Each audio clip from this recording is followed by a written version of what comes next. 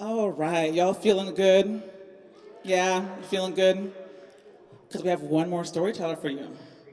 We have one more storyteller. I know. Hasn't this been an amazing just love and support for and the truth of these stories, right? Just give it a round of applause for you all. This is an amazing event. So, closing out today's story share from the state of Indiana, when I asked her what is her superpower, she said her superpower is her voice. That she has literally been able to change legislation with just her story. So, closing out today's showcase, ladies and gentlemen, please give a round of applause for Chrissy Bunch.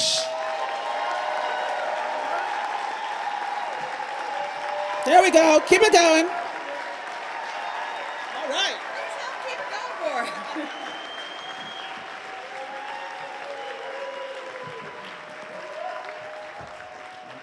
I know I'm short. Thank you. I'm in the back of a police car. My hands and feet are swollen because my handcuffs and shackles are too tight. One of my ankles is bleeding. I can feel the warm, sticky substance in my sock. I am praying that my baby cannot feel the belly chain that's wrapped around my 6.5-month pregnant belly. I close my eyes and wonder how I got here. I can still feel the heat and smell the smoke from when my home was on fire. I couldn't get in to save my 3-year-old, so I ran outside and tried to go through a window. My neighbors pulled me out and held me from going back inside. I had to stand there and watch as my heart, along with all of my possessions, was destroyed. Those investigators took 2 hours to decide the fire was arson. No one listened when I said I was innocent, that I would never do this. My voice was silenced, and I had nothing. The police car stops. I open my eyes. I am at the maximum security women's prison. I am processed. I am strip searched. I am quailed. I'm sent to the intake dorm. As soon as I enter, the dorm goes quiet. Those whispers from those girls were like screams in my head. That's her. That's the baby killer. Someone should kill her. Or someone should make her lose that baby before she kills another. I don't react. I go straight to my room. My bunkie doesn't even acknowledge me. I just sit down and think about everything that could happen to me. I'm in here innocent with a 60-year sentence. I'm pregnant. What am I going to do? I try to sleep, but the noises and the lights are making that impossible. I look out the window, I can see it's dark. I've really got to go to the bathroom, and I'm hungry, and you're trying to figure out what's happening.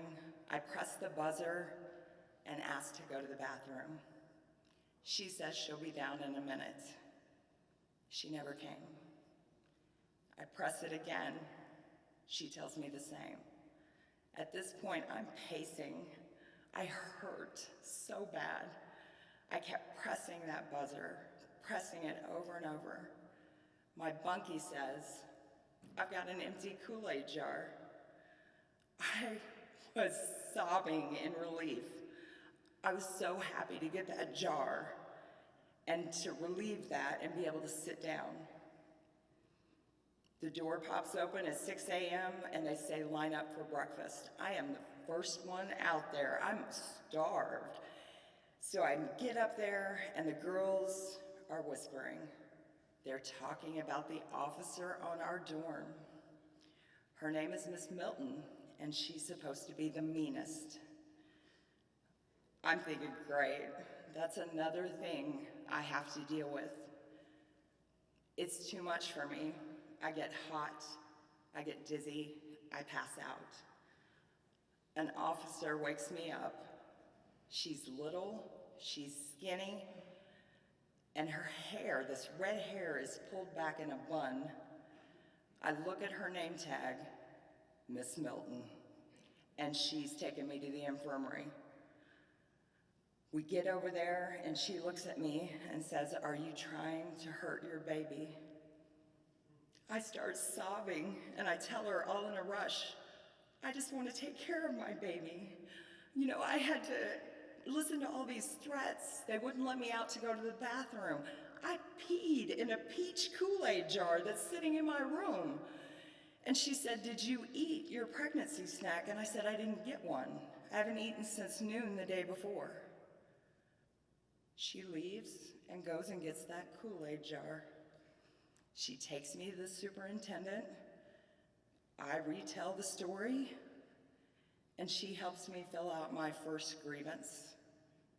I'm told that officer will be removed, and I'll be given a self-contained room so I can go to the bathroom whenever I want. We walk out of there and go to the cafeteria. She tells every staff member that I'm pregnant, that I'm gonna need 2 milks and a pregnancy snack every day. I looked at her in awe. She had given me back my voice, and it had brought change. Nothing was really consistent in the prison, but she was always the same. I gave birth. I took the picture of my son to show her. She looked at it. Her expression did not change, and she said, "Good job, Bunch," and handed it back to me. I continued to use my voice and work. I graduated from college. I got certified as a paralegal, vet tech, dog trainer, every certification. I went to her, and she always looked at it and said, "Good job, Bunch." I came to depend on that. My voice kept growing and gaining more power. It took 17 years for the fire to be proved an accident, and I was released. I continued to use my voice.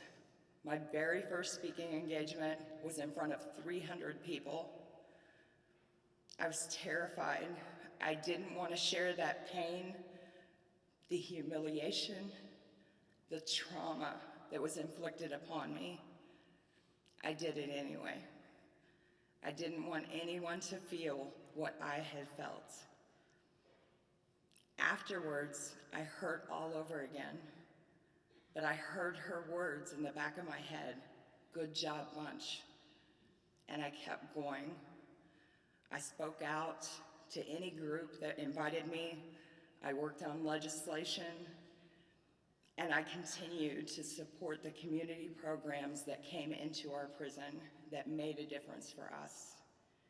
It was at one of those community programs that I saw Miss Milton again.